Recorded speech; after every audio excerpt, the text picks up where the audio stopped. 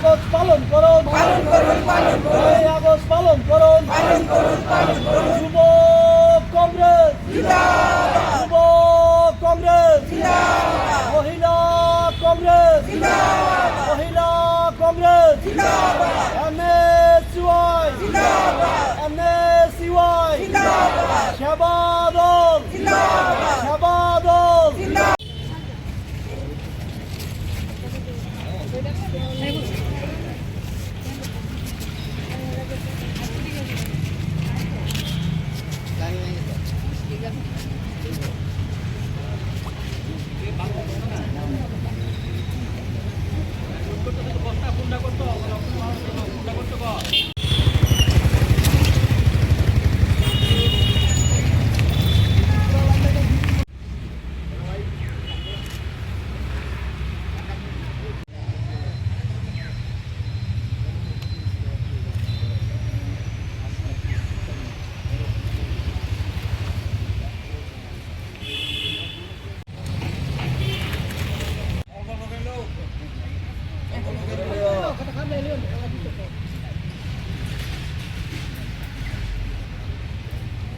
নয়ই আগস্ট ভারতবর্ষের ইতিহাসে একটা ঐতিহাসিক দিবস।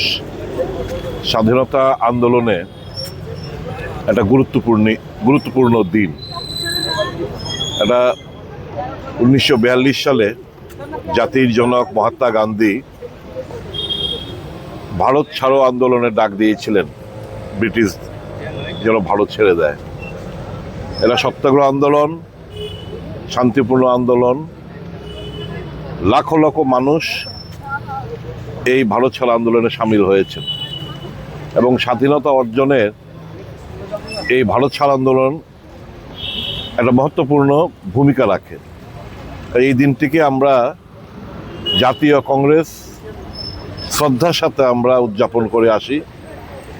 বীর সেনানীদের প্রতি আমাদের শ্রদ্ধা নিবেদন করি এবং এই দিনটির তাৎপর্যপূর্ণ, তার মহত্ব আমরা আলোচনা করি। আজকে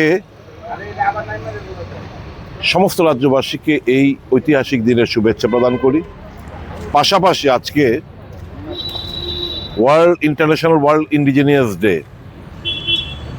আমি সমস্ত আদিবাসী দাদা ভাই বন্ধুদের শুভেচ্ছা প্রদান করছি ত্রিপুরা প্রদেশ কংগ্রেস এর তরফ থেকে, কংগ্রেস দলের তরফ থেকে।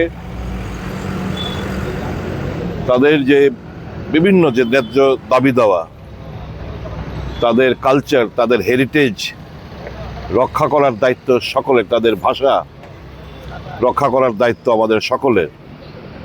এই শুভ দিনে ওয়ার্ল্ড ইন্ডিজিনিয়াস ডে উপলক্ষে সমস্ত আদিবাসী ভাইদের আমি আমার দলের তরফ থেকে আন্তরিক প্রীতি শুভেচ্ছা নমস্কার জ্ঞাপন করছি, শুভেচ্ছা জানাচ্ছি। আজকের দিনে দাঁড়িয়ে প্রচার আন্দোলন কতটুকু প্রাসঙ্গিক? অবশ্যই প্রাসঙ্গিক। আমরা কংগ্রেস দল বরাবরই অহিংসা এবং শান্তিপূর্ণ আন্দোলনে বিশ্বাস করে।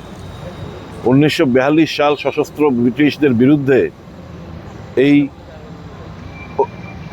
কুইট ইন্ডিয়া মুভমেন্ট, ভারত ছাড়ো আন্দোলনে একটা বিশেষ ভূমিকা রাখে।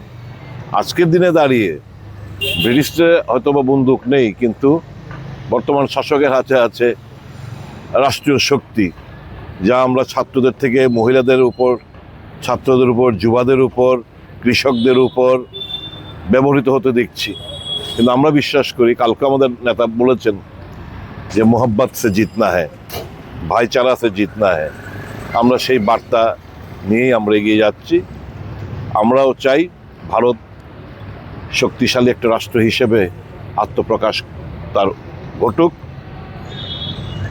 সমস্ত দিক দিয়ে সোশ্যাল ফেব্রিক যেন নষ্ট না হয়, অর্থনৈতিক দিক দিয়ে যেন আমরা আরও শক্তি অর্জন করতে পারি, বেকারদের স্বার্থে যেন আমরা লড়াই, ছাত্রদের স্বার্থে যেন আমরা আরও ভালো কিছু করে দেখার সুন্দর একটা ভবিষ্যৎ আমরা রেখে যেতে পারি, তার জন্য কংগ্রেস দৃঢ় প্রত্যয় নিয়ে তার পথ চলা শুরু করে দিয়েছে।